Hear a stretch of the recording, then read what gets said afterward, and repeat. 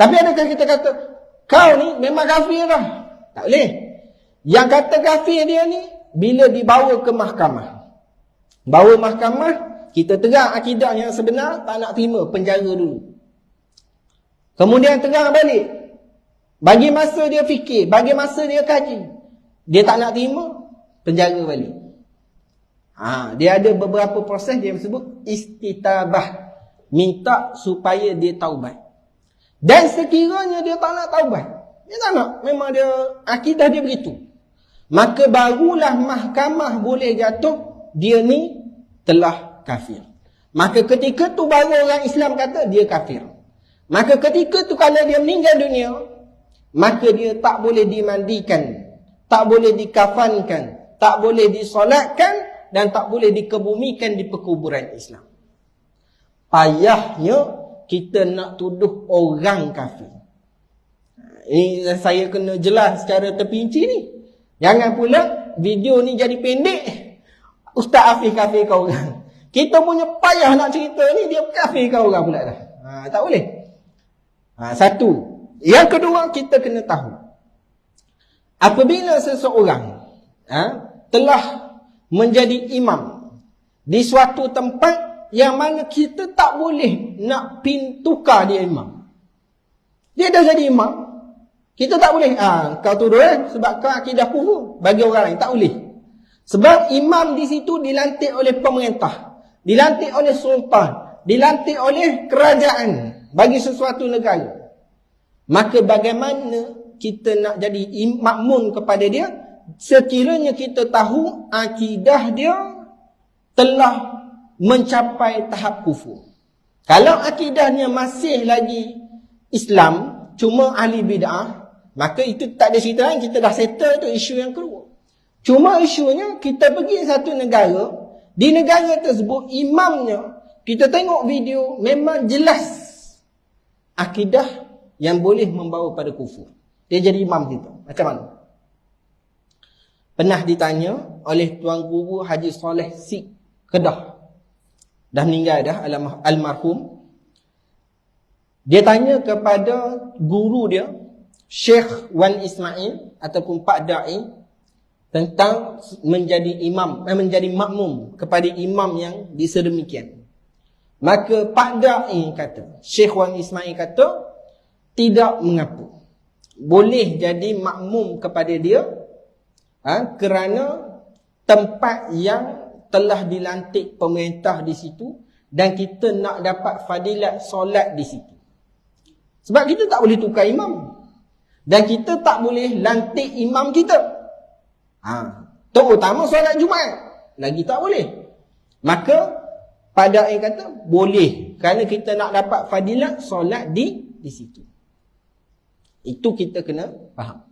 Maknanya ada orang tanya, apa hukum solat ni? Kita kata boleh, tak ada masalah solat.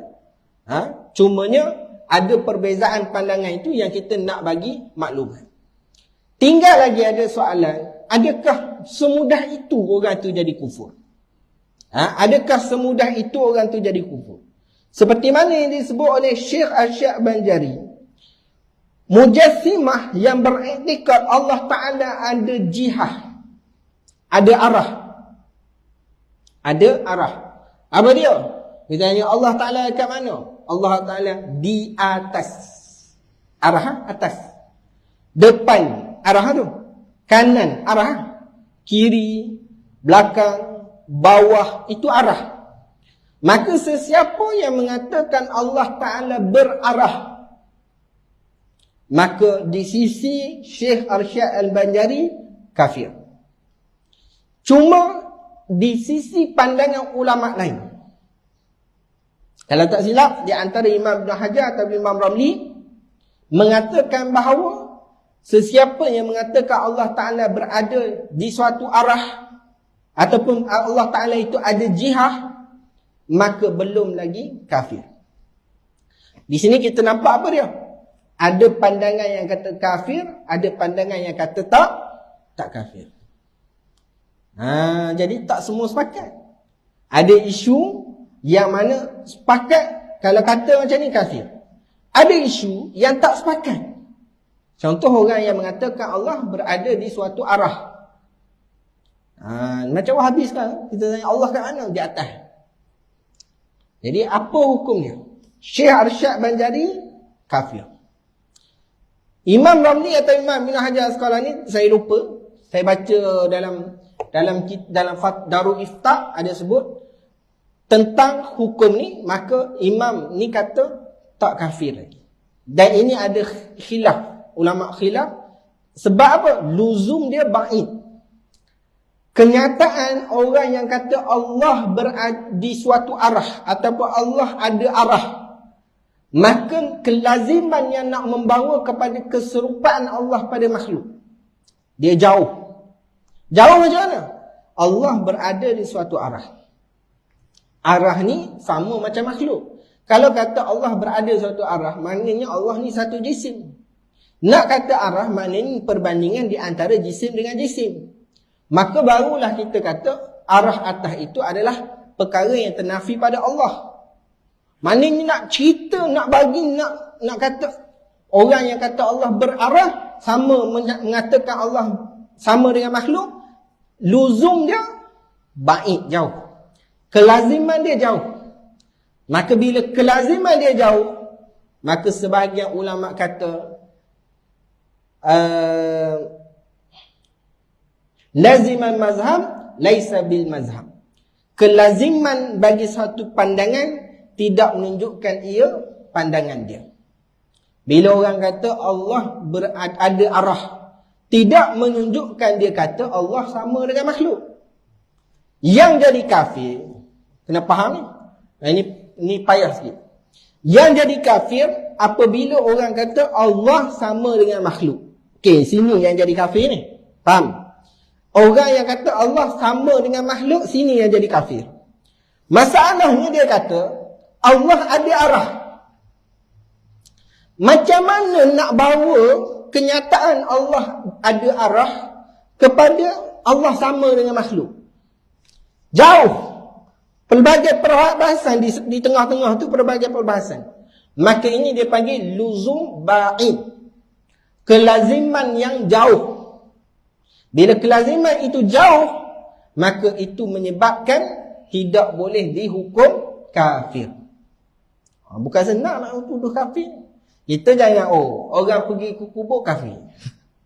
Orang yang pergi kubur panggil Syekh Abdul Qadir, ya Syekh Abdul Qadir Jilani, kafir. Ada fatwa. Kalau begitu mudah sangat kafir, ini beratlah. Yang kita nak cerita ni macam mana Ahli Sunnah wal Jamaah kata. Kalau kelaziman dia jauh, tak boleh tuduh kafir. Tetapi dia membawa kepada kekafiran. Wasilah ilal kufr. Membawa kepada kekafiran. Sama juga orang kata Allah berada di atas arash. Ini menyamakan Allah Ta'ala dengan makhluk. Tetapi nak kata sama tu, dia ada perbahasan yang panjang. Maka disebabkan itu, tak boleh tuduh kafir. Berbeza contoh yang saya kata luzum ba'id, payah nak sampai, maka tak boleh tuduh kafir. Tetapi kalau luzum qarib, apa luzum qarib? Maknanya kelaziman yang dekat. Allah tidak mengetahui ilmu juz'iyah. Allah tidak mengetahui ilmu juz'iyah. Tak tahu perkara yang terperinci. Maka ianya jauh ke dekat? Dekat. Sebab bila kata Allah la ya'lamu bi ilmi juz'iyat, Allah tak tahu perkara yang ilmu yang juz'iyat, tak tahu di situ telah menisbahkan ke kejahilan. Bila tak tahu, kita kata Allah tak tahu, maka telah menisbahkan kejahilan, maka kelazimannya dekat. Maka disebabkan itu ulama kata boleh hukum kafir. Sekiranya tak taubat, sekiranya diberi penjelasan, sekiranya begitu begini, itu ada perbahasannya. Jadi bukan mudah. Sebab itu Imam Ibn Abidin dalam mazhab Hanafi, beliau ulama yang terkenal, yang banyak mengarang kitab. Di antaranya kitab beliau, kitab fatwa ada, kitab Jami' Al-Fusulain dan sebagainya, banyak kitab. Kata Imam Ibn Abidin, kata Imam Ibn Abidin, dia nukil apa yang disebut dalam kitab Jami' Al-Fusulain dan Fatawa Sughra. Kufur itu suatu perkara yang besar. Mengkafirkan orang ataupun menghukum kufur, maka itu adalah satu perkara yang besar. Kekufuran sendiri itu adalah perkara yang besar. Maka aku tidak menghukum seorang mukmin sebagai kafir apabila aku menjumpai satu riwayat bahawa dia tidak kafir. Disebutkan dalam kitab Al-Khulasah dan selainnya, jika dalam suatu masalah terdapat pandangan-pandangan yang mewajibkan pengkafiran dia, dan terdapat satu sahaja pandangan yang menghalang daripada mengkafirkan dia, maka mufti wajib cenderung kepada pandangan yang menghalang pengkafirannya kerana bersangka baik terhadap Muslim. Apa maksudnya? Tadi kita bahas, bila kita sebut ada ulama yang menghukum kafir sekiranya mengatakan Allah ada arah. Itu. Yang kedua, ada ulama kata tak kafir, fasik, mubtadi', ahli bid'ah. Maka ketika itu, apabila ada perbezaan pandangan, ada banyak pandangan yang kata kafir.